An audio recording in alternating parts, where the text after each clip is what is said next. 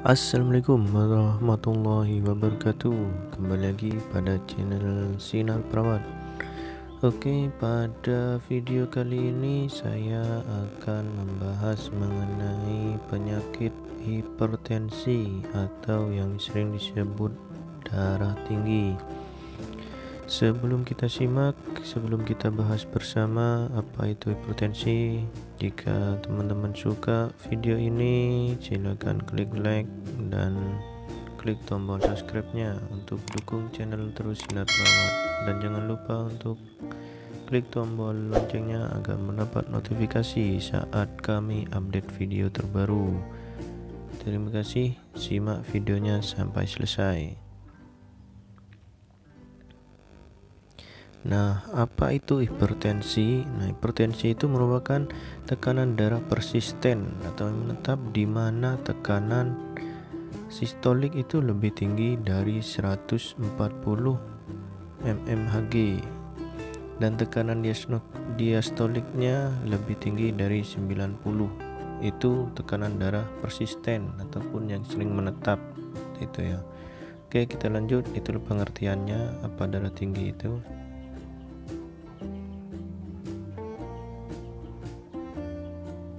Nah, faktor risikonya itu kita bagi dua yang kita ketahui, yaitu ada faktor risiko yang tidak dapat dikontrol dan faktor risiko yang dapat dikontrol. Nah, yang tidak dapat dikontrol ini yang pertama yaitu dari umur. Biasanya lebih dari 50 tahun itu sangat rentan atau sangat berisiko untuk mengalami hipertensi. Dari jenis kelamin, wanita lebih tinggi dari pria, dan genetik atau penyakit turunan karena ini bisa diturunkan, dan juga etnik dari faktor ras. Oke. Kita lanjut dari faktor risiko yang dapat dikontrol, misalkan dari kebiasaan hidup, merokok, hiperkolesterol atau hiperlipidemia, memiliki penyakit DM atau diabetes mellitus, mengalami obesitas, konsumsi alkohol, dan emosi. Ini yang tidak dapat dikontrol, ini emosi, ini mempengaruhi dari sistem saraf simpatisnya, nanti akan bisa mengalami hipertensi atau tekanan darah yang tinggi, gaya hidup yang kurang sehat, dan status sosial ekonomi. Ini yang faktor risiko yang dapat dikontrol. Kita lanjut. Untuk jenis hipertensinya itu sendiri dibagi dua, yaitu hipertensi primer atau esensial dan hipertensi sekunder. Sedangkan hipertensi primer ini yaitu tidak dapat diketahui atau penyebabnya masih belum spesifik. Seperti itu. Dan biasanya dimulai sebagai proses intermittent pada individu yang berumur lebih dari 30 tahun. Kita lanjut. Untuk hipertensi sekunder ini bisa dikendalikan karena penyebabnya umumnya itu pada gangguan fungsi ginjalnya dan ada hubungan atau pada gangguan dari jantungnya sendiri. Nah, mungkin ini penyebabnya dari salah satunya dari faktor risiko yang dapat dikontrol tadi, misalkan gaya hidup yang kurang sehat. Nah, seperti itu akan mengalami gangguan pada ginjal ataupun pada jantung yang bisa nanti berefek pada hipertensi. Meningkatnya tahanan perifer total terjadi setelah hipertensi timbul dan bukan sebagai penyebab hipertensi. Penyebab yang ketiga yaitu penyebab hipertensi sekunder. Nah, ini karena memang jenis hipertensi sekunder ini penyebabnya hipertensi sekunder ini karena biasanya ada gangguan jantung yang sudah pertama kali disebut, itu bisa salah satunya penyempitan aorta, kelainan endokrin dan kelainan neurologis, atau bisa karena obat-obatan, misalkan itu NSAID, mengonsumsi hormon estrogen, ataupun menggunakan kontrasepsi. Itu memang ada efeknya yang bisa menyebabkan dari hipertensi. Maka ini jika disebabkan oleh dari ketiga penyebab umum tadi, itu bisa dikategorikan pada hipertensi sekunder. Nah, seperti itu. Kita lanjut. Nah, sedangkan klasifikasi hipertensi menurut GNC ini ada kategorinya optimal, ini sistolik kurang dari 120 dan diastolik kurang dari 80. Normalnya itu kurang dari sistoliknya 130 dan diastoliknya kurang dari 85.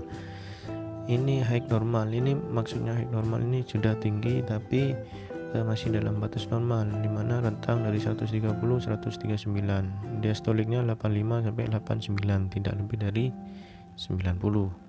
Sedangkan sudah dikatakan hipertensi ini dibagi 3 stage. Stage yang pertama yaitu 140 sampai 159 ataupun di bawah 160.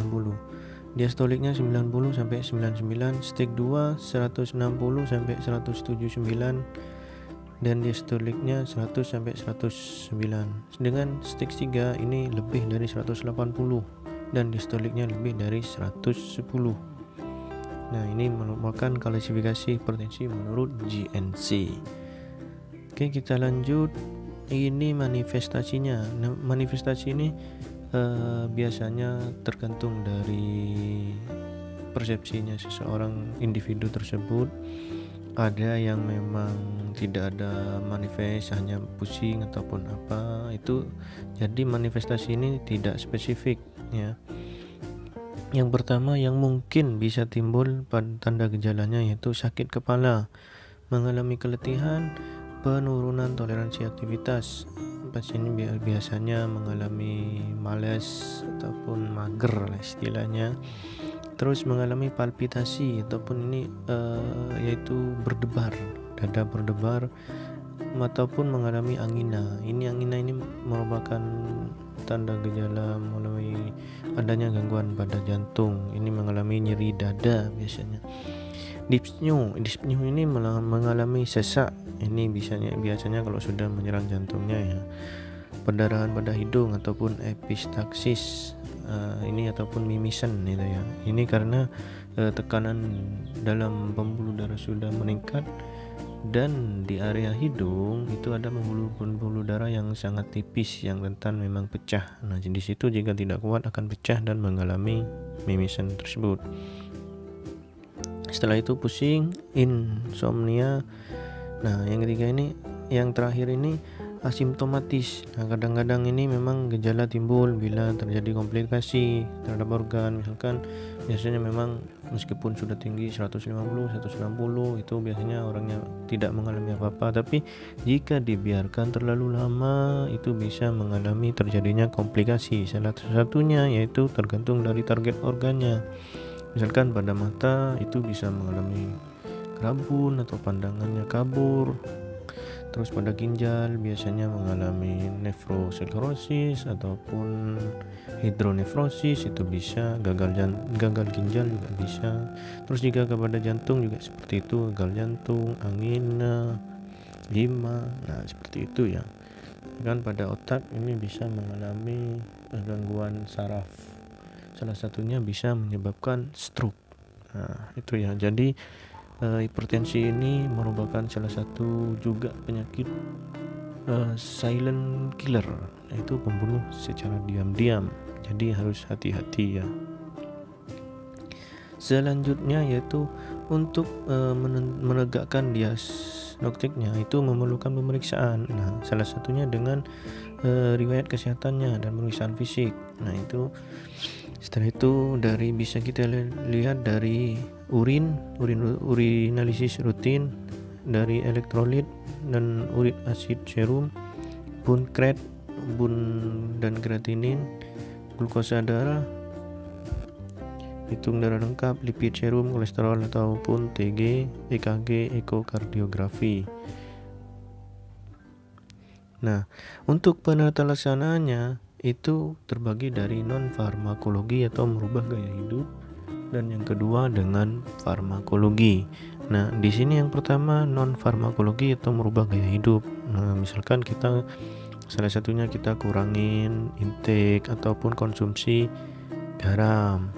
Nah, itu kendalikan berat badan agar tidak jadi obesitas, hindari merokok, alkohol, dan kurangi stres lah istilahnya ya. Terus hindari obat hormonal juga, seperti KB kan ada yang KB hormonal, ada yang tidak. Dan penggunaan obat kortikosteroid, nah itu ya. Pembatasan kafein, nah ini yang suka ngopi itu bisa jadi kendalikan gula darah, ini dengan kaitannya dengan penyakit kencing manis. Dan modifikasi makanan berlemak, ini kurangi makanan-makanan yang berlemak, jeroan, nah itu ya. Olahraga itu akan menjaga tubuh tetap sehat, teknik relaksasi, dan suplemen kalium, kalsium, dan magnesium. Oke, kita lanjut untuk yang ke farmakologi.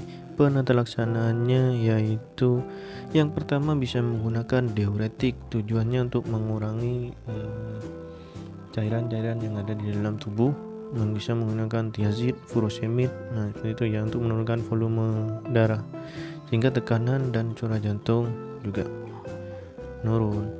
Yang kedua menggunakan beta blocker, ini salah satu obatnya yaitu etanolol, nadolol, nah ini untuk menekan sekresi renin di dalam ginjal. Nah untuk yang ketiga itu menggunakan kalsium antagonis, ini bisa menggunakan nifedipin, nah itu ya salah satunya untuk menghambat pengeluaran kalsium, menyebabkan vasodilatasi sehingga pembuluh darah mengalami pelebaran ataupun istilahnya vasodilatasi. Yang keempat yaitu AC inhibitor, ini bisa menggunakan salah satunya obatnya itu captopril, lisinopril, ini untuk menghambat perubahan angiotensin 1 menjadi angiotensin 2. Ini juga terjadinya prosesnya juga bisa di ginjal. Makanya orang gangguan pada di ginjal bisa sangat berisiko kaitannya dengan penyakit hipertensi. Yang terakhir yaitu bisa menggunakan obat-obatan yang efeknya untuk memberikan vasodilator untuk melebarkan pembuluh darah. Nah, sekian dulu untuk pembahasan mengenai penyakit dari hipertensi ataupun darah tinggi ini. Semoga bermanfaat buat teman-teman. Di situ sudah kita jelaskan mengenai penyebabnya, tanda gejalanya, dan bagaimana penata laksananya. Semoga kita semua terhindar dari penyakit hipertensi dan dalam keadaan sehat semuanya. Salam sehat dari kami Sinar Perawat. Dan jika teman-teman suka video ini, silahkan share dan like, dan dukung channel Sinar Perawat dengan klik tombol subscribe dan nyalakan tombol loncengnya. Oke, sekian dulu video kali ini, kurang lebihnya mohon maaf. Terima kasih. Assalamualaikum warahmatullahi wabarakatuh.